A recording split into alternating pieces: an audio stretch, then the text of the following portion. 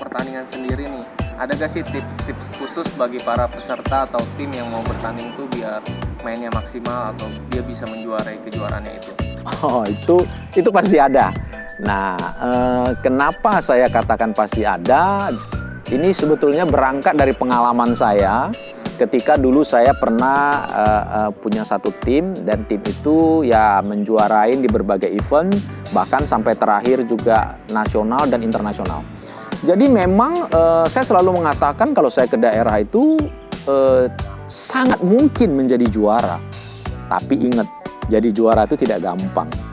Nah, jadi kenapa sangat mungkin? Karena itu jelas banget cara-caranya seperti apa. Kita harus disiplin, yang paling utama adalah menguasai daripada kriteria penilaian.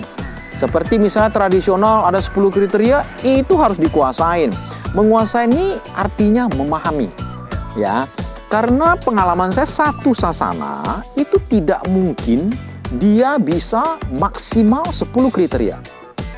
Pasti ada kriteria-kriteria tertentu yang dia menjadi unggulan. Ada kriteria-kriteria yang dia tidak unggul. Saya belum pernah menemukan tim yang 10 ini unggul semua. Nah, untuk itu di sini diperlukan peran pelatih yang sangat penting. Jadi pelatih ini harus tahu nih, oh saya punya atlet ini, dia unggulnya di kriteria mana. Ya, nah itu saya push, itu harus maksimal. Tapi kalau dia tidak unggul di kriteria yang lain, ini saya hanya batas sedang-sedang saja. Nah, jadi sebetulnya kalau bercerita ini saya itu sangat tertarik sekali. Saya ingin bercerita, tapi ceritanya cukup panjang dan detail. Nah, tapi yang tadi saya bilang, sangat mungkin menjadi juara. Nah kan banyak juga nih mental-mental dari pemain atau peserta yang kalau ngelihat tim-tim besar tuh udah bawaannya udah rendah diri duluan. Nah itu gimana sih Om cara ngatasinnya? Atau nasihat bagi mereka-mereka itu? Sebetulnya begini, menurut saya kita tidak perlu rendah diri. Nah, apa yang membuat kita tidak perlu rendah diri dan bisa tidak rendah diri? Apabila kita juga berlatih, kita juga punya kualitas yang baik, jadi kita percaya diri. Nah, jadi gini, pengalaman saya ketika akan satu tim, katakanlah atlet ini dia akan bertanding, ya kelihatan. Kalau kita sebagai juri, kita duduk di meja juri, meja dewan juri, biasanya kita tahu nih, wah ini dia kurang berlatih. Kalau di kategori tonggak, wah ini sepertinya dia bisa minus atau bisa jatuh. Udah kelihatan dari face. Nah itu kenapa bisa kelihatan? Itu terbaca kesiapan latihannya sejauh mana.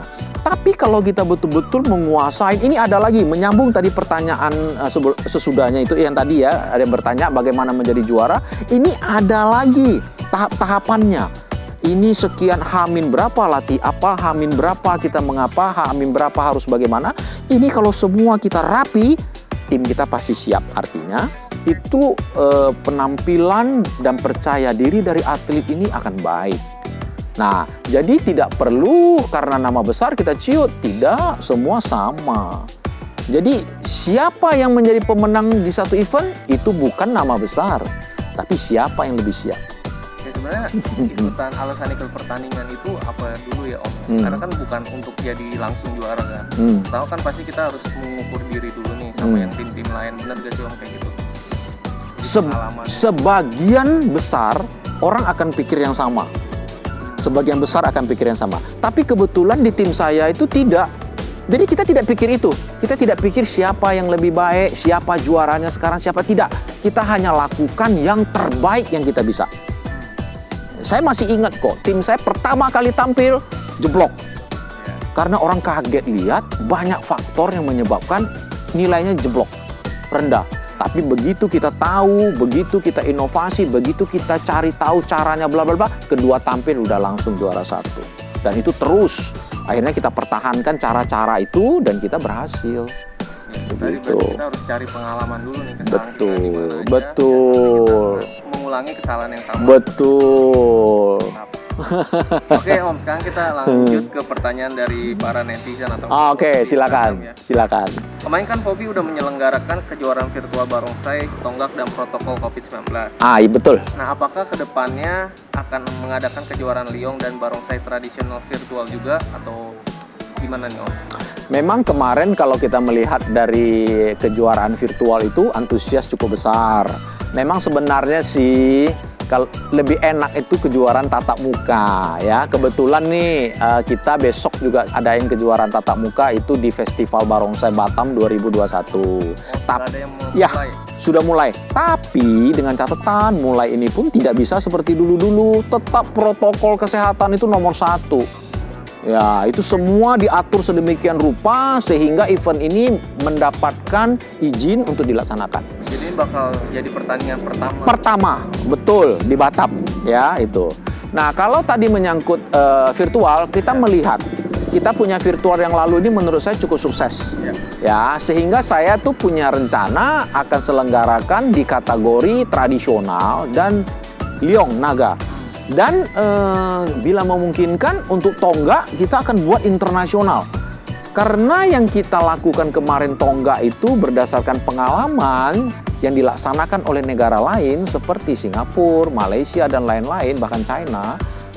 Boleh dibilang yang kita lakukan ini yang terbaik loh. Kenapa? Kita betul-betul berusaha memaksimalkan mengikuti aturan IDLDF. Berusaha maksimal dan itu memang kita maksimal. Jadi tidak ada yang kita kurang-kurangin. Ya, jadi menurut saya ya ini sangat memungkinkan kita buat internasional seperti itu. Keren sekali nih, ditunggu ya teman-teman semuanya. Nah, kan ada banyak juga nih Om, misalkan anggota perkumpulan dari suatu perkumpulan itu pindah ke perkumpulan lain. Ya. Kalau dia sudah punya KTA dari FOBI gitu, misalkan di perkumpulan 1, kalau dia pindah ke perkumpulan 2, apakah itu harus diurus atau kayak gimana Om? Harus diurus. Caranya mungkin Om? Nah, ingat loh, tujuan pembuatan KTA ini adalah apa? Awalnya kita membuat itu agar identitas si atlet itu jelas. Jadi dia kalau berasal dari sasana ini yang dia laporkan, dia berarti ada di situ. Nah, fungsinya apa sebenarnya KTA ini? Ketika kita melakukan event resmi.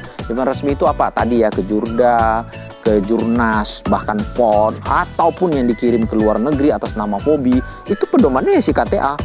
Jadi kalau kita lihat, oh dia mewakili sasana A, namanya di situ tercantum sasana dia A. Kalau itu tidak sesuai, dia tidak boleh ikut bertanding. Itu awalnya. Nah, kalau terjadi perpindahan bagaimana? Kan itu pertanyaannya. Bisa nggak? Bisa. Kembali itu ada diatur dengan di ADART kita. Jadi ada aturan-aturan yang mengatur sedemikian rupa sehingga oke, dia harus laporan, terus KTA-nya ditarik, kemudian diterbitkan KTA baru apabila memenuhi persyaratan itu tadi. Begitu. Gitu ya guys, jadi buat kalian yang suka pindah-pindah, nah ada aturan. Oh, ada lagi. Kalau tidak mengikutin. Kalau tidak mengikuti aturan, berarti ada sanksi yang dilakukan. Sanksi itu adalah tidak boleh mengikuti event resmi FOBI selama 1 tahun. Itu anggotanya aja atau timnya? Anggota tersebut. Tapi belum pernah ada kejadian atau pernah? Sampai sejauh ini belum. Belum pernah. Ya. Nggak pernah. Ya. Oke Om, lanjut lagi nih. Nah, mungkin ini pertanyaan yang sering ditanya juga nih.